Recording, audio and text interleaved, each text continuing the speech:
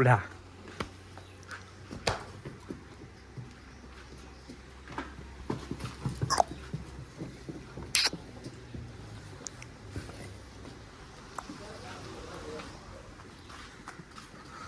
Kapila. આખું કેટલું મોટું.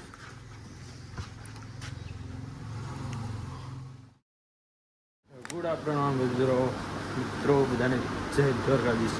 તો ફાઇનલી મસ્ત મજાના બપોરના વાગી ગયા છે 11 અને બ્લોગ ચાલુ કરી દીધો છે. આજે છે રવિવાર. તો જો ગાયો જો બધી ગાયો આવી ગઈ છે અંદર. નીણને ખાઈ ગઈ છે. આપણે બુલેટ કટિંગ કરી બઠ્ઠો ઊભો છે બાજુમાં. તો આજ ગરમી બહુ છે. જો ગૌશાળા ધોવા ગઈ કમ્પ્લીટ. પૂરો ભાગે ધોવાઈ ગયો કમ્પ્લીટ. આજ જલ્દી ગાયો જલાવી ગઈ કારણ કે ગરમી બહુ હતી એટલે.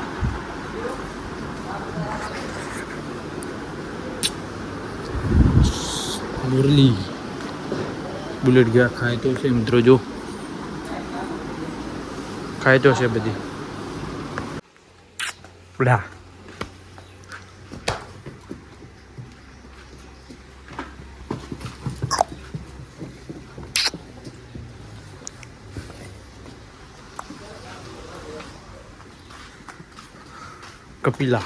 કપિલા આખું કેટલું મોટું.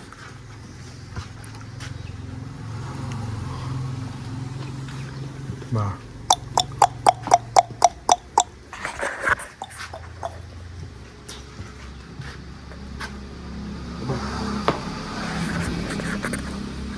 વાસડી છે. વાસડો દા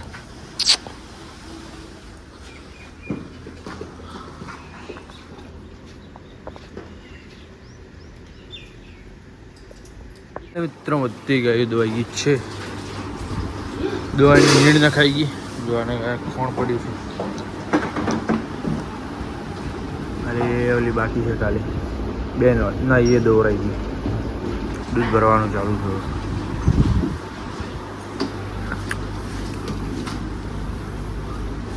સુરત ગાય નવરાય નહીં ને તો જ રહ્યો છે પણ ગાય નવરાઈ નથી બધા.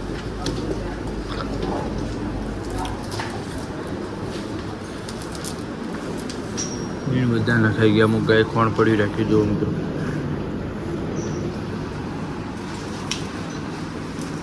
તો મિત્રો એક ગાયની દોવાનું બાકી છે. જંબલ દોવાનું ચાલુ થઈ ગયું. જંબલ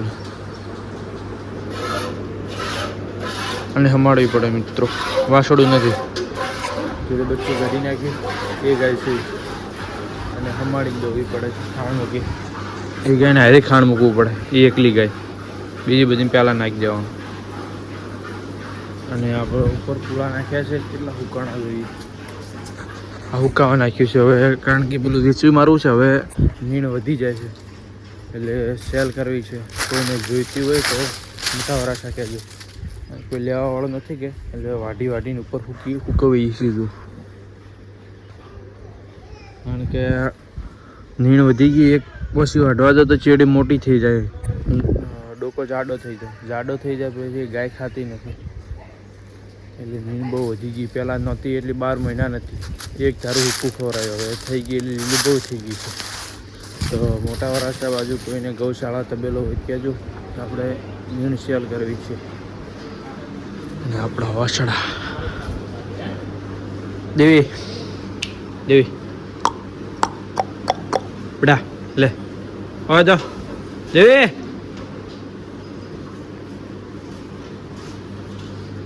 આ પોટાળ્યું. હા